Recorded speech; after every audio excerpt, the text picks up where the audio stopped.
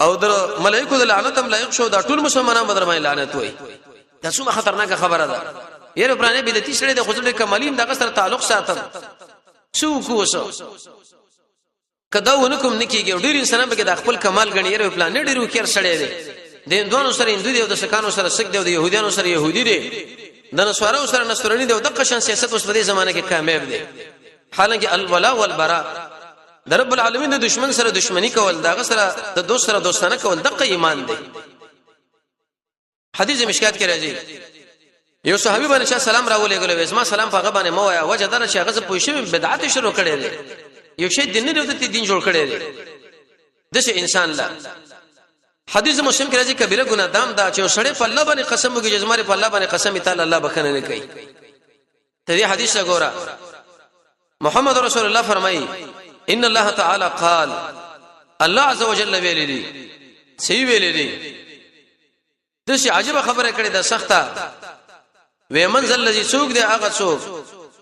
شاغد د قسمونه کوي چې زبر رب العالمین اچاله بخنه نه کوي د پلاني سړی لړا فان قد غفرت لفلان الله رب العزت فرمایي چې ما خو د پلاني سړی له بخنه کړی دا او استاد څومره عمل نشي دا ټول ما په خپل دربار کې برباد کړ تاسو ګوري بعضی انسانانو چې معمولی ګناه وش قسمونه وکي وزمانه فزاد الله باندې قسم چې تعالی الله بخنه نه کوي کله زمکو اسمانو په دې مابین کې دا ټول خلاو فزا موږ د ګنا نه ډککو او په صدق باندې رب العالمین نه بخنه غواړو زموږ د محمد رسول الله ارشاد ده رب العالمین ارشاد ده چې دې انسان له الله بخنه وکي سوره فرقان کې الله فرمایي دا ګناهونه ورته الله په نیکي باندې اړي بعض انسانان قسمونه کوي زمانه په الله باندې قسمي چې تعالی به بالکل الله بخنه ونی کې او تعالی حق ده ان شاء الله تعالی بخنه وکي الله رب العزت فرمایي چې تا خو دې سړي مبارک اسما په دینو باندې سخت قسم وکي ما نن اغله بخنه وکړه او تا چې څومره عملونه کړی دا ټول زما په دربار کې برباد دي تاس نس میکړه ختم میکړه دا خو زمونږ د الله بنده دی رب العالمین پیدا کړی دی ګناه ته وشول په سر باندې رب العالمین نه بخنه وغوښتله نن ته څنګه په دې باندې خپای چې ولې دل بخنه نه کیږي او څنګه کیږي او اذ به ونش مشهور حدیث دی محمد رسول الله فرمایي یو سړی تقریبا 9 کسان وړاندې زمانه کې وجیلی و به ته پوښتنه کې طلب د توبې وکړو چې په دې ځکه بچړته شو دیندار سړی چې دغه خواله ورشه موضوعات طریقه توبې ذکر کی یو شیخ شاور ته خو دلو چې اس عابد لیکن قران او الله رسول باندې پوه نه و هغه لوي ویل چې ما خو نه قتلونه کړی دي ما الله معاف کړي به معاف نه کوي قطن د سره الله نه معاف کوي ترې رواقه چې د مشهور او سلام کې به ته پوښتنه کې چې لکه د څوک شته عالم دین چې دغه خواله ورشه مزمنه توبې طریقه مال ذکر کی وی پلاری چې د اسلام د دین یو عالم دی دغه خواله چې کله ور روان شو نو ملک الموت په شراغه دروه قبضولو رسول الله فرمایي صلی الله علیه وسلم د رحمت ملائکه را چې موږ روح د غضب ملائکه را چې موږ دریم ګروپ د ملائکه راغې د اسمه اندازه کوي کله دی عالم په طرف باندې اسمه کله و در غضب ملائکه دی وی شو کله هغه په طرف باندې د اسمه کې نږدې و به د رحمت ملائکه دغه روح قبض کی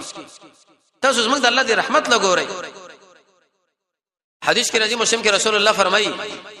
الله رب العزت د اسمه کې لوي ویلې چې راتاو شم د شي د دې عالم په طرف باندې چې کوم اسمه کو دا ټول هم د شي راتاو شولا راونه وکړه په خپل مابین اندازې چې کله وکړلو معلومه کړه وې د عالم په طرف باندې د اسمه کې چوا وې دا کما وا نو رسول الله فرمایي چې په دغه قسم باندې چې د توبې په نیت باندې روان او وقته مولاله ورسېدل هم نو الله رب العزت د ټول ګناهونه معاف کړه دومره مهربان چې ته د شوی چې بالکل د سره تعالی الله بخنه نه کوي نو یاد ساته چې الله رب عزت به اغله بخنه وکي او سبا ټول عملونه الله برباد کړي دا خو زمونږ د الله بندره ستا پیڅو الذين يجتنبون كبائر الاسم مسلم کې حدیث محمد رسول الله فرمایي د جمعې منشي او سړی فریدي قصدن فریدي د دې سړي څه سزا ده وړي چې قومونه چې هغه د جمعې منځونه فریدي نبی صلی الله علیه وسلم فرمایي الله رب عزت ورته برلونه باندې مہرونه ولګي او دا بشي من الغافلین دا هغه انسانونه چې هغه غافل دي د جمعې منځ قسم پر خودل مشکات کې حدیث دی رسول الله فرمایي صلی الله علیه وسلم تصدیق دی حدیث وګوره بس واه واه ورته بکار دی چې کله سړی د جمعې منځل روان شي په دې هر قدم باندې نبی صلی الله علیه وسلم فرمایي د یو کال قیام الليل او د یو کال قبول شوی روزي ثواب رب العالمین ورکړي د یو کال قیام الليل کې د شپې تهجد کې د الله په دربار کې قبول شي د یو کال روزي دی ولې د څه ګناهونه وسره معاف کیږي څومره چې جمعه لري یو غله سره پیدل رواني انت ورته پکار دی انت ورشي حق ذکر منځو کې ام دغه یو د جمعې منځ ازمن کو ساوز لپاره د وح خبره ده مشکل کې د حدیث چې سړیو ګور ډیر انتیزات خوشاله شي قبول شوی کې قیام الليل او دا قشند قبول شوی روزي ثواب چې په یو قدم باندې تعالی الله درکې د کال په اندازه باندې دا به څو قدمونه اخلي دا به څومره مزيدي سړیو کې چې کله سړی په حدیث باندې پوي شي حدیث کې راځي نبی صلی الله علیه وسلم فرمایي د دې آیت په تشریح کې چې الذين يجتنبون كبائر الاسم بخاری مسلم کې دواړو کې روایت ده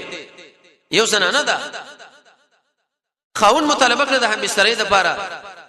او دا دغه خواله ورنراله نبی صلی الله علیه وسلم فرمایي چې اذا دعا الرجل چې کله دعوت ورکي یو سړی امراته د خپل زنانه اله فراشه د خپل بستر له فابت هغه انکار وکي فبات نبی صلی الله علیه وسلم فرمایي د خاوند شپه تیر کړه او دا د غصې په حال کې وبدي باندې لعنت الملائکه دې زنانه باندې ملائک لعنت وي حتی تر دې پورې چې سباش زنانه دا خاوند طلب کړه دا شری معذور هم نه ده